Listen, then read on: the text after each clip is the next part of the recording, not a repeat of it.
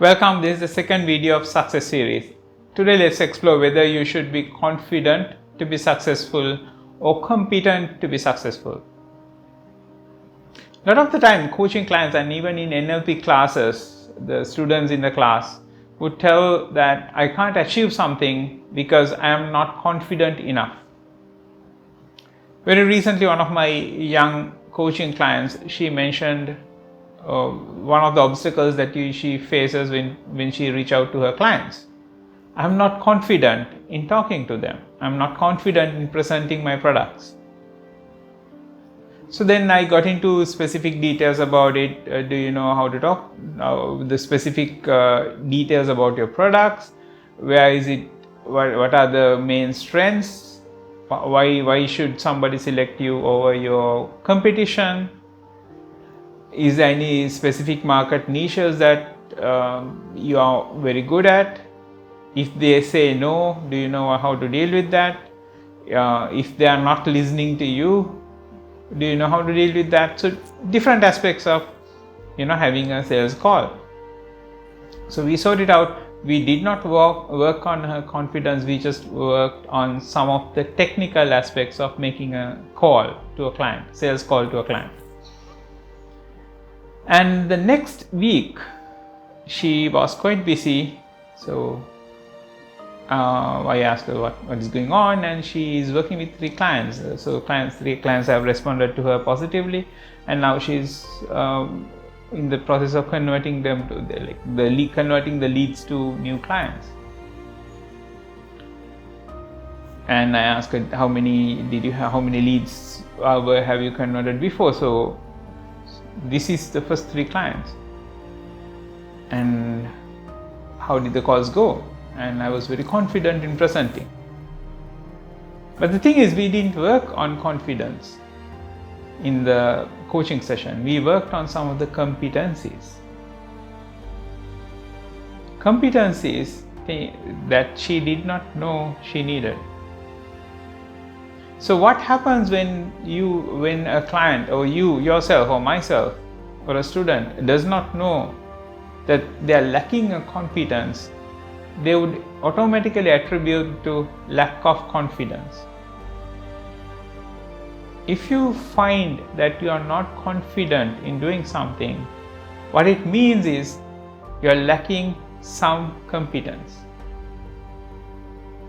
As a coach, I've been working with clients for a long time. So when somebody presents a scenario, I'm quite good at finding out what are the competencies that they are missing, and I can work on them.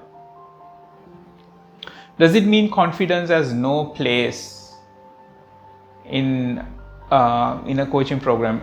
There is. If you want to be successful, there are some situations people are really competent, but they lack confidence. And then we'll have to work on confidence. Once I worked with one of the senior business person in this country.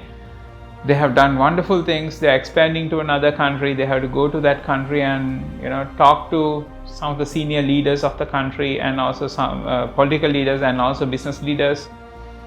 They are already expanding, but he'll have to make these connections, and he was not feeling very good about the whole situation. Now, this is not competence. He already knows how to execute that. He's already expanding, so this is not about that. This is about being able to present your view confidently.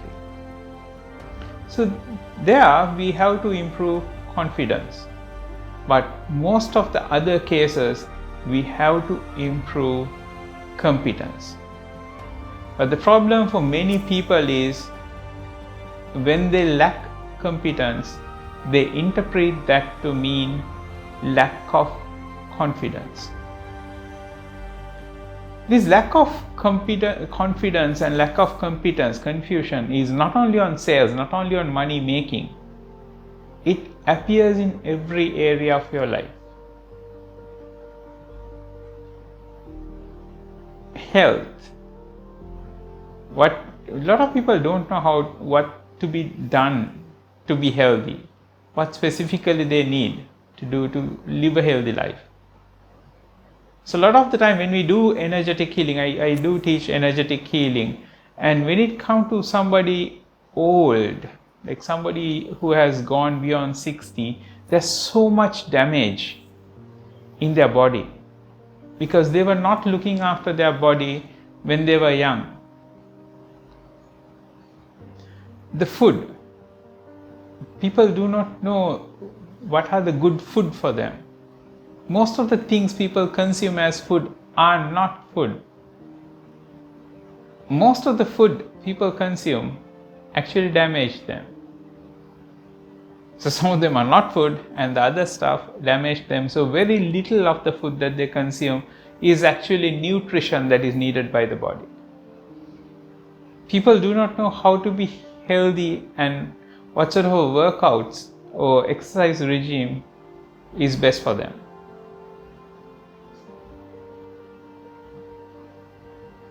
Just walking is not good for some people. It's good for other people. Workout needs to be outcome oriented. Some workouts, if you do, you would have a hard time in later part of your life because you are accumulating so much damage.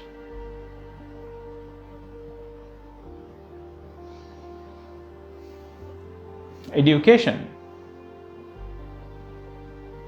There's a way to learn it, and it's different from person to person, and there's a way to get through assessments, examinations. It's not the same. And if you are not clear of your outcome when it comes to the education, are you trying to just get through something, or are you trying to get some knowledge? Are you trying to do both? It's not confidence, like I'm not confident in facing the exam. That's not what is going on. You lack competencies on facing exams.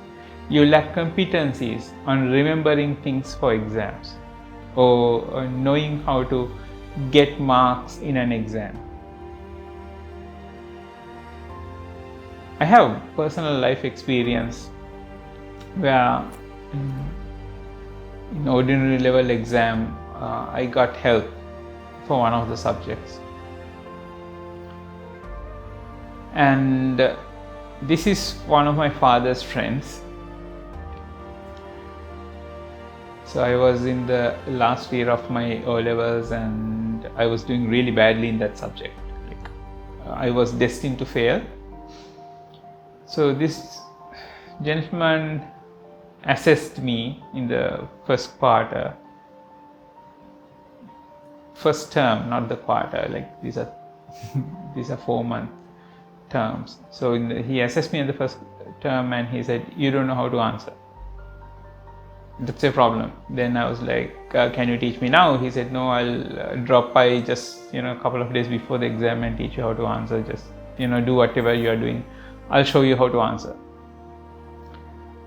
And I was freaking out, like not only that I didn't know how to answer, but he's also not teaching it to me now where I have enough time to absorb that and replicate that successfully in the exam.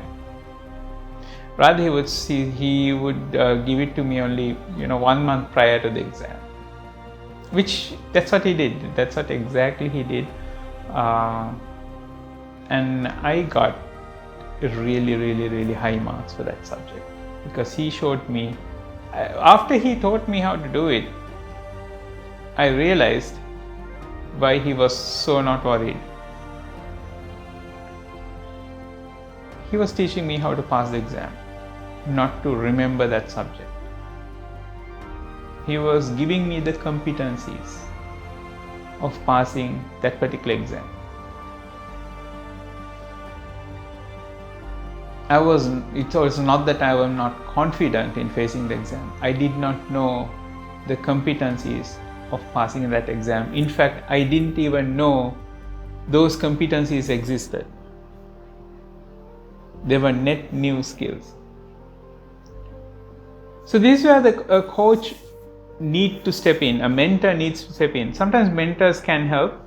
So the difference between a coach and mentor is somebody has gone through that particular track in their own path and mastered that track in their own way.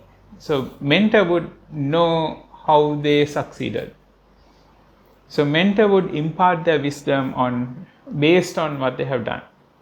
A coach, on the other hand, would have a structured approach. As I'm an NLP coach, so my coaching mechanism is based on NLP. So there's a way I would approach when somebody says I'm not able to do this. There's a way I approach, and then there are other coaching practices, traditions. They would have their own different ways. I can't comment on them. I know NLP coaching is awesome, so I don't know whether other coaching practices are awesome. I'm sure they are good in their own way. So there are ways for us to find what is going on, get into the crux of the matter, and then work with you to identify what needs to change and help you make those changes. The point here is, what you most of the time need is not confidence. If you are struggling to achieve something that you need in your life, there are things that you will have to learn, master, and become fluent. And some of those things you might not even have heard of.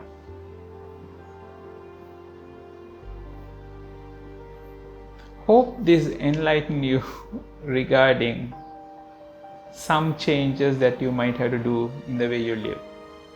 Life doesn't have to be hard. It can be fun if you have the right competencies. I'm Gamakasri, Chief Trainer and Coach for Mind Designs International. Additionally, we do energetic training from Reiki to Shaktipat, and some advanced clearances as well, such as auric clearance and karmic imprint clearances. And also we teach meditations in two forms: secular enlightenment for those who are looking for ultimate liberation, and also luminous meditations for those who are looking to calm down their mind and have more sharp and focused living. I look forward to catch you in the next installment of Success Series.